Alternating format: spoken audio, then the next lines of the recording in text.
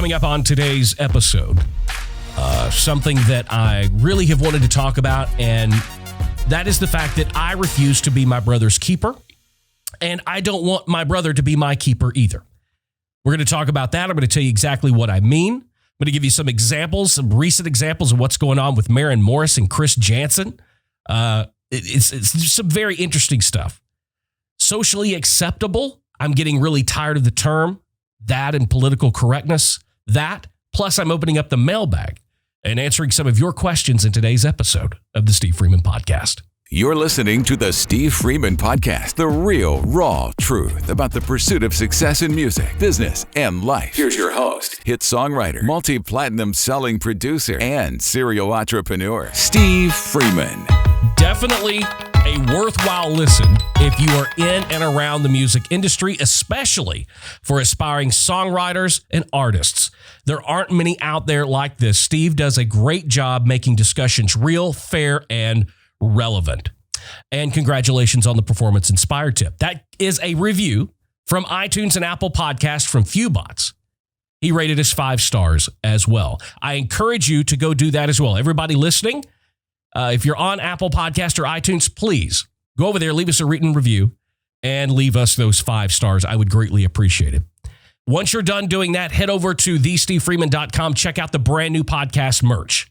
People are going nuts over the skull with the headphones and the no bullshit logo. Everybody's loving that. So we've got that in t-shirts. We've got it in tank tops, hats, everything. Go check it out. Go to thestevefreeman.com and you can click on the link there that says store or shop or something, and it'll take you right there.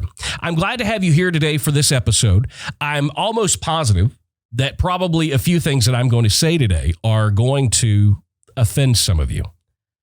But I'm not going to apologize for the fact that you're going to be offended. There are so many things that are going on right now that I just want to put my 2 cents in with what's going on. You know, we've got the COVID virus happening. We've got the Black Lives Matter rallies and protests. We've got rioters out there. It's a very uncertain time in our country. And I see on social media so many more people that are willing to draw the lines that divide us even thicker or deeper or wider. And we have to deal every day now with people's opinions or expressing their First Amendment rights, using their freedom of speech. But now they're getting railroaded. They're getting shut down. They're getting canceled with this whole cancel culture thing because certain people do not like how other people are using their freedoms. We talked a little bit about this in another episode. But I'm getting tired of this whole cancel thing. You know, there's sins of the past that we've all created. Every single one of us has said something or done something that could be found offensive to someone else. I probably have done 5 of those today. But we've all done them in our lifetime. We've certainly done them in our past. I want to make a statement, and this is kind of what I've started kind of living by. There is no way to know how to live your life today. Govern everything you say, every interaction you have with every person, every single thing you post online, all the while not knowing what you may do today that might offend someone 1 to 50 years from now. But yet that is supposedly becoming the norm. That is becoming the normal. We are now expected that no matter what we say or what we do, we need to make sure that we're not doing things, not saying things, and not acting in a way that somebody might be offended by, not just today, but 10 years down the road. It's impossible to know what will offend people in the future. I mean, every day we're coming up with new definitions of how to classify each other. With gender, there was male, then female, then now we can't do that. Then it's transgendered and it's gender fluid. We come up with these and I don't care what you are. I honestly don't care. I do not discriminate against anybody. But what I'm saying is that 3, 4, 5, 6 years ago, 10 years ago, we didn't have those definitions. As time moves forward and things are trying to get more politically correct, we try to put things in a box and we give them new labels. But every time we do that, we create an entire class of content that people can now be offended by because it fits under the current umbrella when it didn't 10 years ago. There are new definitions and individual parameters of how people define themselves personally and politically every single day. There is no way of knowing what you might say today. There's no way of knowing how to keep that offending somebody 10 years from now. And I'm sick of seeing people like Jenna Marbles on YouTube. 20 million subscribers is shutting down her YouTube channel because people have a problem with videos that she did 10 years ago or 12 years ago. Same thing they're trying to do with Jimmy Fallon, with Joe Rogan, with Mel Gibson. We are not all going to agree with each other on everything. And I've said it before, but it bears repeating.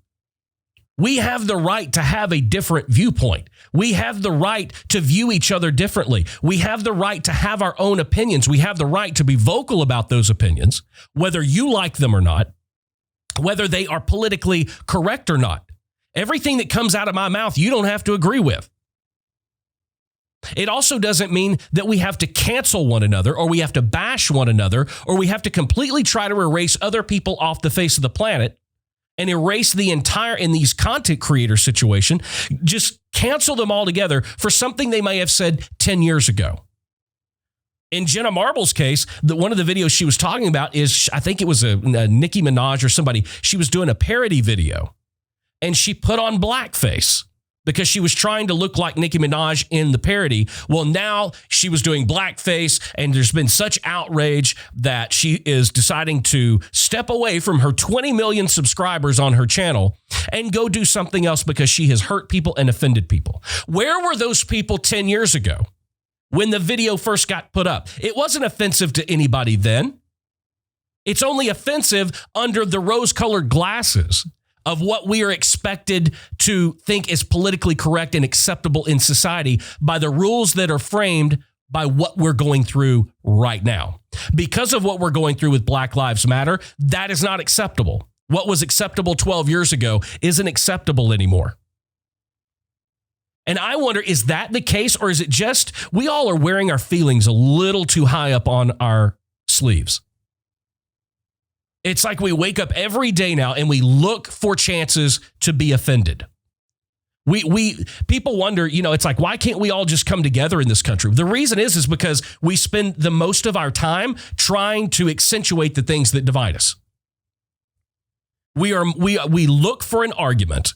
I'm getting to the point where I am seriously considering taking a major break from social media. Because there's nothing positive. Nothing positive. I could post on Facebook, man, the sky sure was blue this morning. The only person that would comment would be, well, it's actually raining over here. What fucking difference does it make? I don't give a shit what it's doing where you are. Where I'm at, I'm giving you where I'm at in the moment. But it doesn't matter. When somebody says blue, somebody can't wait to get on there and say black. When somebody says white, somebody can't wait to get on there and say gray or you're wrong. I'm tired of all the armchair Monday morning quarterbacks. I'm tired of all 6,554 people on Facebook that think they have a medical degree, but they don't. They read an article of fake news, and now that's the fact. I'm so sick of this. And we do it because we have some sort of desire to cancel one another. Because we have a fundamental belief in this country now that the way for you to succeed is to tear other people down. The way to succeed in business, in life, in anything else, to be successful is to be the loudest voice in the room. And whether that voice is spouting and spewing the truth, it doesn't matter. You just have to be the loudest voice in the room. But you got to be careful, because if you say anything that you have a freedom to say, and that it's your right to say, if you say anything we don't agree with, now we're going to try to knock you down a peg or two, and we're going to try to cancel you because we don't agree with what you're saying. And we've somehow placed a value on people's belief systems. And right now in this country, if you're black, your opinion matters more right now. When I'm from the school, everybody's opinion matters to me. What makes this country great is the ability to have a debate. No one voice should be louder than the other. And if we as a people are going to get together and we're going to elect people, or when it comes to celebrities or content creators, if we are going to use whatever platforms we have to raise these people to the top and shine a bright light on them, we need to make sure that whatever it is they're saying when they get there aligns with what we believe. I'm just really getting tired of it. I'm getting tired of the feelings. It's like our feelings walk into a room 20 minutes before we do. And in that 20 minutes, we're preparing the entire time for battle. Every relationship we try to go into, every relationship we try to build is automatically started with us putting on the war paint. And we look at every individual circumstance as a confrontation. We want it. We look for it. We can't wait to find something that somebody posts that we don't agree with so that we can be confrontational. And I don't know where that comes from. I don't know if that is a result of people not feeling heard, or if that's a result of people feeling less than or very low self-esteem. You can take a look at social media. And whether it's guys, whether it's girls, no matter really who it is, you can look on social media and tell that we have a self-esteem problem in this country and around the rest of the world. But we here in the United States, we're the worst at it because we put actual definitions on what good looking is. We put actual definitions on what is healthy, what is not healthy, what opinion is right and what opinion is wrong. And we've become so self-centered that we believe that what we have to say is the only thing that matters. And worse than that, we start to think that what we think and what our beliefs are the only thing acceptable. That the way we believe is the right way. And if you don't believe what we believe, then you are wrong. When in all actuality, there are two sides to every coin. There are two sides to every story. There's always right, there's always wrong, and then there's the truth. But it seems like we don't care enough about each other in this country to get to the truth. We only want to focus on the right, or we want to focus on the wrong. As long as we do that, we're never going to find the truth. I see it every day, whether it's the news or whether it's social media. We just need to come together. Well, coming together is going to have to get us to stop looking at ourselves and promoting ourselves and our ideology and the way that we think. Coming together is going to require us to be acceptable of one another. We're going to have to start throwing acceptance out into the relationships that we build and the interactions that we have with people instead of confrontation. But we're just at such a point right now in society that we value confrontation more so than we ever value coming together. And that's what keeps us separated. And I ran into a story that I want to talk about. And some of this you may not like what I'm going to say, but so be it. I'm going to say it anyway. Because of what we're going through with the pandemic, there's all these different stages in different cities. It's stage 1, stage 2, stage 3, and stage 4. And a lot of cities keep getting pushed back to stage 2 because of the spike in cases. And we've talked about how detrimental this has been to the music business, to the music industry, to artists, to touring, everything. Well, under certain rules, wherever that city may be, concerts may be allowed in those areas. And last week, country artists Chris Janson and Chase Rice chose to have concerts. Well, Maren Morris didn't like it very much.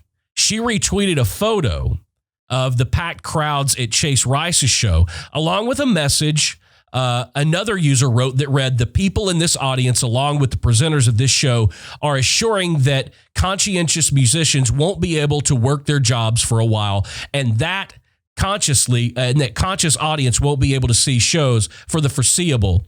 And to be blunt, that fucking sucks."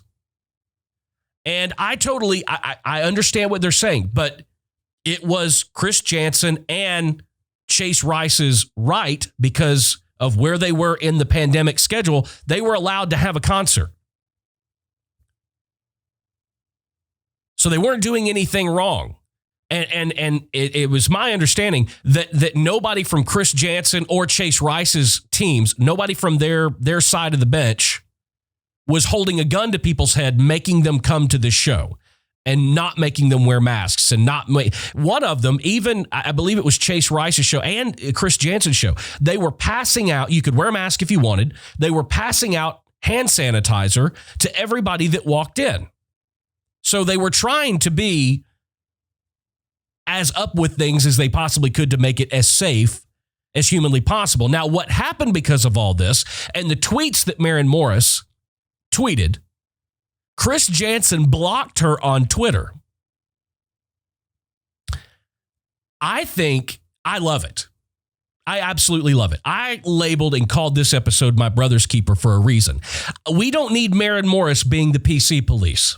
We don't need Maren Morris doing what she did by posting anything. It's none of your business. It wasn't your fan base. You are not the one responsible for making sure that we all stay healthy. You are not the one responsible for enforcing the law. So Chris Jansen blocked her on Twitter, and her next tweet was a screenshot showing that she had been blocked on the platform by Chris. And then she wrote in the description, what did I do? ? Exclamation point with several laughing emojis. Well, Maren, what you did was you were being a bitch and you were being an asshole.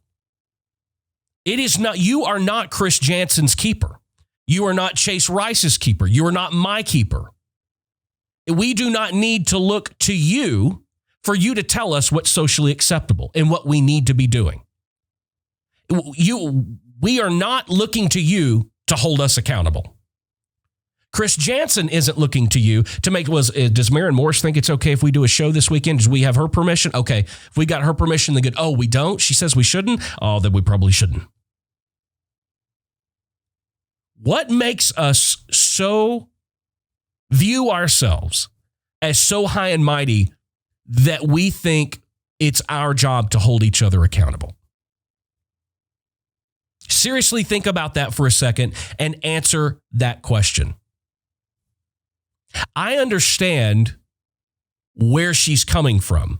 I know artists want to get back to work. But if you are an artist and you have the ability to play a show, and whatever city that show's going to be in is in a state of this progression where they were allowing live concerts to be held, and you're an artist that holds a concert, I'm sorry, you were just going about it as business as usual. And many of them were taking precautions, handing out masks, handing out hand sanitizer. They were doing nothing wrong. Now, if these concerts had gone on in places where you were still, say, in phase one, where you were supposed to be practicing social distancing, you were supposed to be locked in your homes, then that's a different story. But this was not the situation. And I'm getting sick and tired of everybody, especially celebrities. Why do celebrities think that they have some sort of responsibility to hold the rest of the world accountable? I don't understand it. I mean, is it attention? Is it just they get fed and they get that much more attention for themselves? I mean, what was her purpose for that? Your job is not to be the PC police or to hold anybody accountable. The reason you got blocked is because you were being an asshole. That's why. Because Chris Jansen or Chase Rice or nobody else needs your permission to do anything. And they certainly aren't looking to you for accountability. None of us should be. And I think that's my point. It's not my job to hold you accountable. It is not your job to hold me accountable for anything, for my beliefs, for what I say, for what I may have said 10 years ago, what I may have said yesterday. And certainly what I'm going to say tomorrow. We are not our brother's keeper. I don't want you to be mine. I fully and 100% respect your ability and your belief in your right to say what you want, to think what you want, to live what you want, because that is this country. That's America. So I don't care what you choose and how you choose to use your freedoms. Please stop holding me accountable for the way that I choose to exercise mine. You may not like it. You may not agree with it. You may hate it, but it's my right. And it doesn't make your right my wrong. And that's what we've got to get past. I posted something on Facebook a couple of weeks ago. And the essence of what was said in this post, I just shared the post. It was somebody else's post. It was actually Serena Williams, but it wasn't the Serena, not the tennis Serena Williams. It was another Serena Williams. But it was going around because everybody thought it was the Serena Williams. And it was very profound what she said. And I wish I could find it really quickly because maybe I will. I would love to read it because I think it to me, it's the best thing I've heard of how somebody puts something that is relatable to all of us, because I think it's important how we view each other, how we look at each other, and the things that we say, the things that we do, and how it is important for us not to hold each other accountable, that we are capable of loving each other and getting along with each other. We are capable of that without having to agree with every single thing that everybody says. And I don't know that I'm going to be able to find it. I'm trying to looking for it here on the scroll, but I'm not seeing it. So no big deal. I'll come back to it. We'll talk about it in another episode. But I thought it was, you know what? It might be on my Instagram. Let me look on my Instagram and see, because I just think it was so powerful what was said. Now, here it is. I'm going to read it to you because I think it was interesting. The post said, I'm sick of COVID-19. I'm sick of black versus white. I'm sick of Democrats versus Republican. I'm sick of gay versus straight. I'm sick of Christians versus atheists. I'm really sick of the media. I'm sick of no one being allowed to think what they want and feel what they do without offending someone. I am sick of the noisy ass people who call the cops when anyone does anything they don't approve of. I'm sick of blaming the whole for the sins of a few. We're one race, the human race. You want to support President Trump? You do you. It's your choice. You want to support Biden? Fine. Also your choice. You want to believe in God? Okay, believe in God. You want to believe in magical creatures that fly around and sprinkle fairy dust to make life better? Awesome.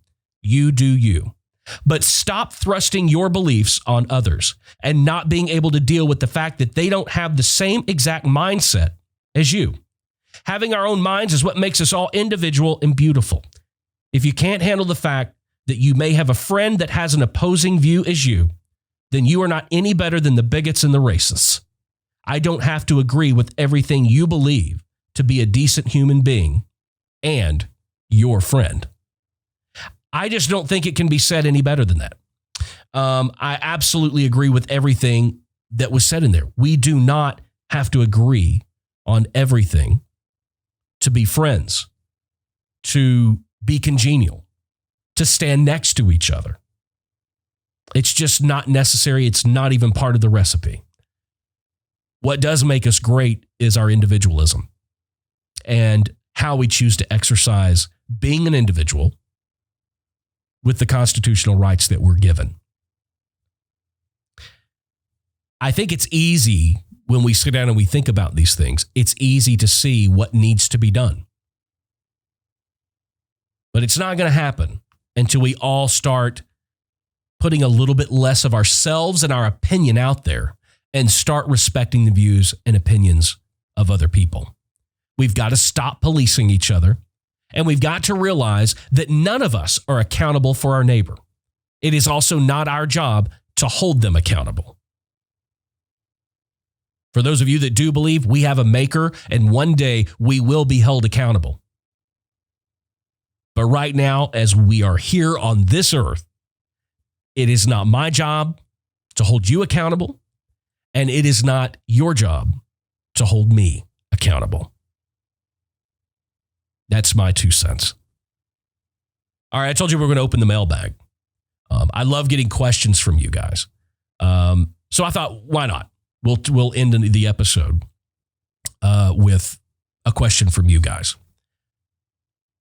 Dear Steve, I just saw you're the best musical digital distributor of 2020, and it's full of precious information. So first of all, let me say thanks. I have a small channel, which I'm trying to grow, and my objective is to publish albums of instrumental covers. I want to do the same thing as some other people that I'm seeing on YouTube that are doing it successfully. I don't know if these people are using a distributor or if they're affiliated with any performance rights organizations. But how do these people do it? And how do you suggest I move to do the same thing? This has to do with covers on YouTube. I actually covered this in depth in the new YouTube for Musicians course through the Artist Development Academy. So you can definitely go check that. But real simple answer here. Any song that has been commercially released by anybody is fair game. You can cover that song. You can make money from that song. You can post it on Spotify, post it on YouTube. You can put it on Apple Music. You can put it on iTunes for sale. Any song that has been commercially released, you can cover when you get the correct licensing. That is the huge caveat. You have to obtain the right mechanical and or compulsory licenses to be able to sell or put those things up for streaming if you're doing covers. The exciting thing here is that is very easy. All you have to do is go to songfile.com, search the songs that you're looking for, and then apply for the licenses. It's very simple. I see a lot of different explanations for this online, and they're sending you to a lot of different sites where they charge you to obtain the licensing. You do not have to do that. Go to songfile.com.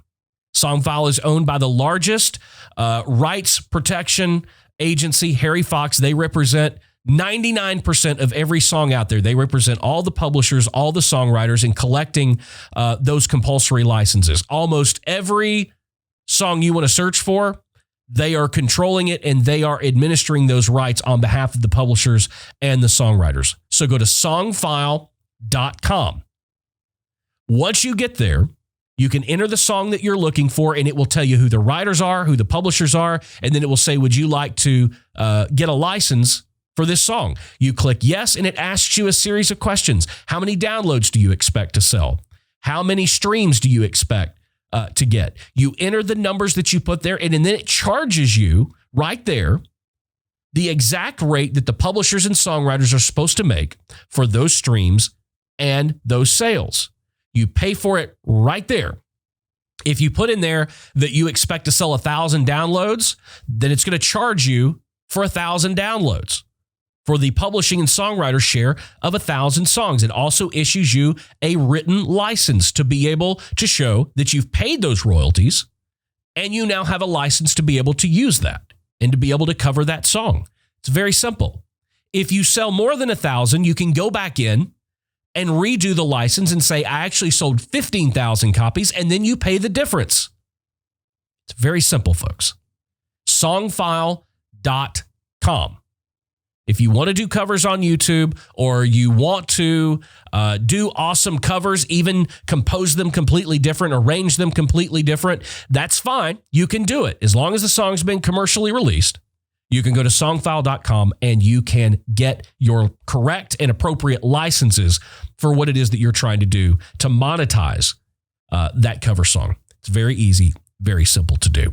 All right, guys, thank you for joining me for another episode. Don't forget, rate, review, and subscribe to the podcast. If you're on Apple Podcast, iTunes, even if you're not, go over there, rate the podcast 5 stars, and leave us a written review. I greatly appreciate it. Check out the new podcast merch at thestevefreeman.com. You can also join my inner circle there, get on my email list. You get some tips, some tricks, some advice, just every once in a while, a little something from me.